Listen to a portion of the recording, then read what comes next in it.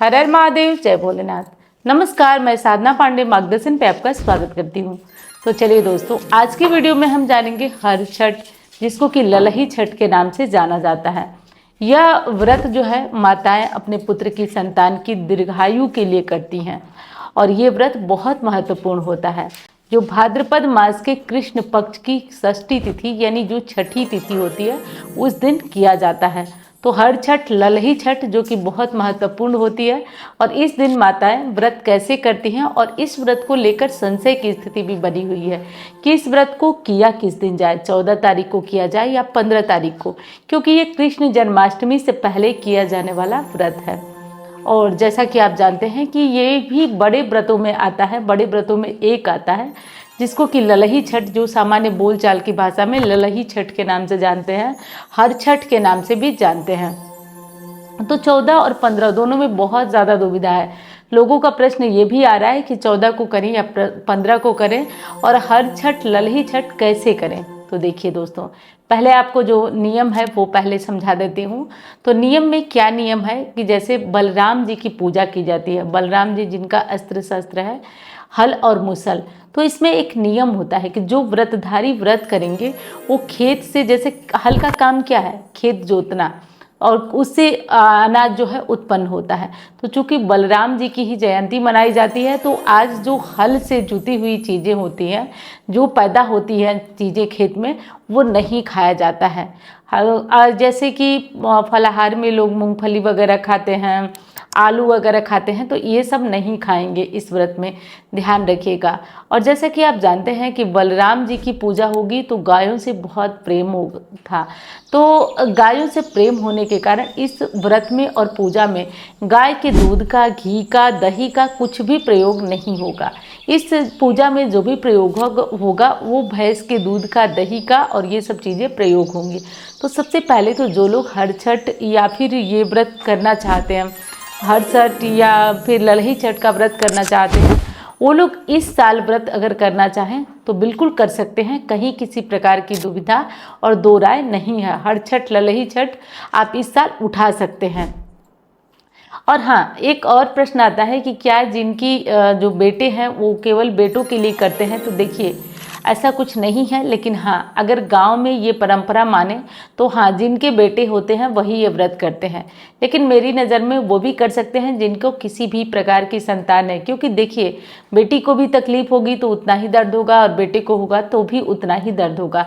तो आप किसी संतान के लिए, उनकी सुरक्षा के लिए इस व्रत को कर सकते हैं।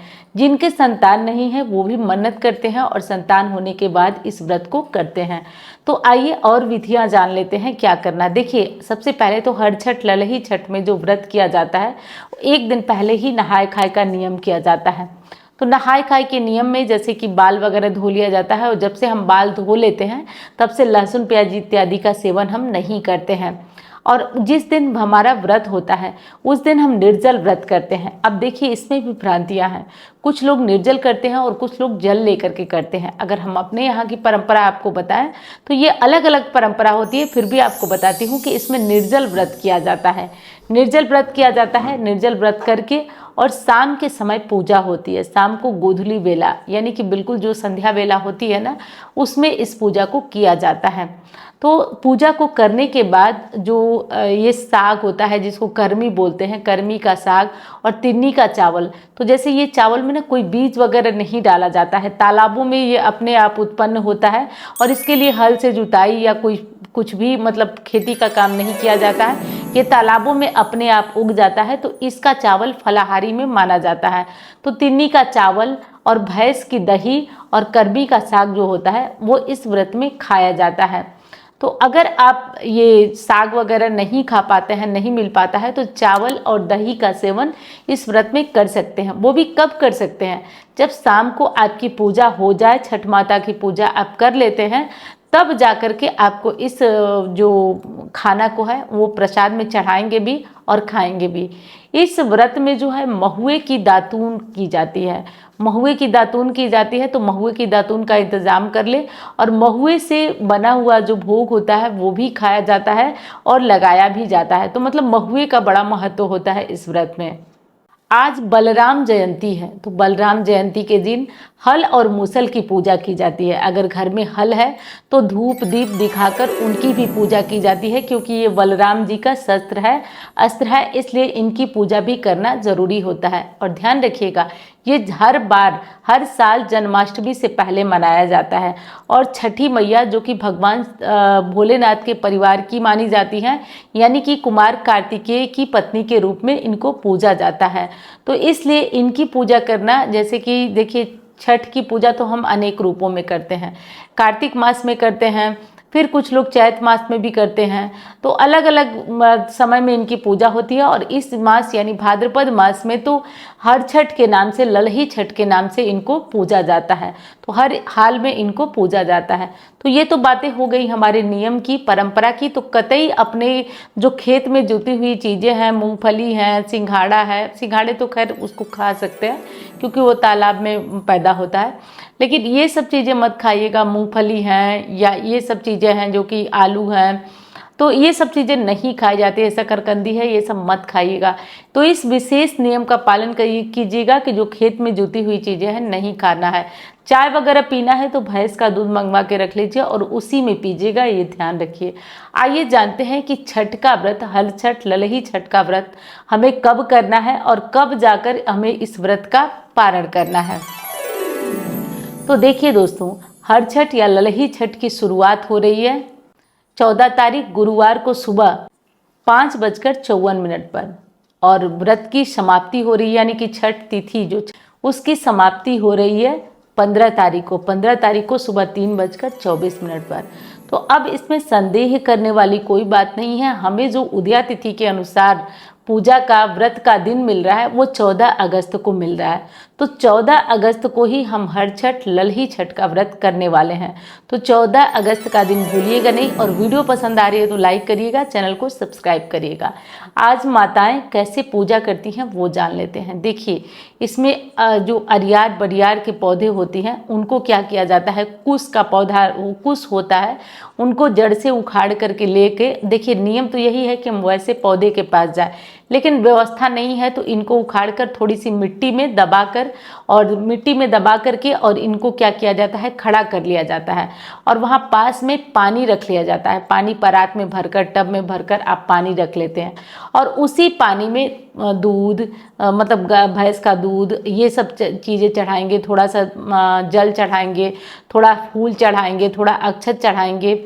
और ये सब चढ़ा करके जो फल फूल जो भी खेत से नहीं निकलते हैं, जैसे सेब वगैरह आप चढ़ा सकते हैं, केले वगैरह चढ़ा सकते हैं, तो ये सब चढ़ाकर उनकी पूजा की जाती है। तो ऐसी चीज़ें ही चढ़ाएं जो कि खेत में उत्पन्न नहीं होती हैं। तो ऐसी चीज़ें चढ़ाकर उनकी पूजा करिए और फल फूल चढ़ाइए। वहाँ पे बैठ के सोहर इत्यादि गाया जाता है। सोहर जो कि बच्चे के जन्म के समय गाया जाता है, तो सोहर इत्यादि गाया जाता है। माताएं अच्छे से अपना तैयार होती हैं। तैयार होने के बाद पूरे दिन निर्जल व्रत रहती हैं। और जब हर छठ की पूजा शाम को गोधूली वेला में हो जाती है, उसके बाद अपना भोजन किया जाता है। तो वही चावल और दही इत्यादि खाया जाता है। तो वो सब खाइए। उसके बाद चाय वगैरह जो भी पीना हो वो भैंस के दूध में पीजिए। जो भी खाना हो अपना ये सब चीज़ें खा सकते हैं। बस ध्यान जो रखना है वो ये रखना है कि आपको खेत से जुती हुई चीज़ें नहीं खाना है और गाय के दूध की दही वगैरह ये सब चीज़ें नहीं खाना है। तो इस विशेष बात का आप ध्यान रखिए और कोई भी दुविधा संशय मत पालिए। 14 अगस्त को ही हर छठ या ललही छठ जो भी बोलते हैं उसका व्रत ये किया जाएगा। तो किसी प्रकार की दुविधा न रखें।